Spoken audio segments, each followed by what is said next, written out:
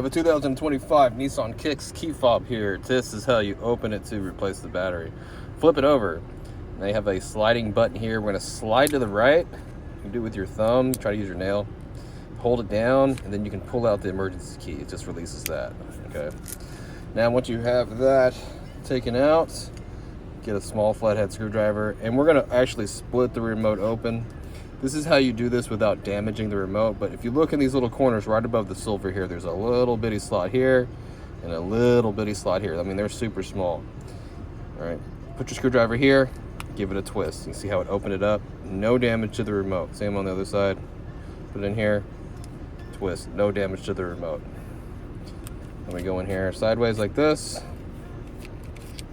open it up, battery's on the back side of the remote.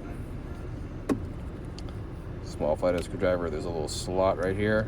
Just pop this guy up, flip it over.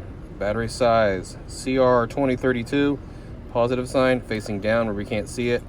Put it down on top of these contacts first, or slide it against the contacts like this, then lock the battery in like that. Now if you need the battery and you want the size, down in the description box there's a link that takes you to Amazon where you can pick one up pretty cheap, so go and check that out if you need a new battery. Two halves, start at the top, work your way down, click it together, snap. This one's pretty easy to go. Emergency key goes back in. If it locks, you're all done. Hope the video was helpful, and if it was, appreciate it if you could hit that like button for me or leave me a comment if you could. And if you want to see more Nissan content, please subscribe.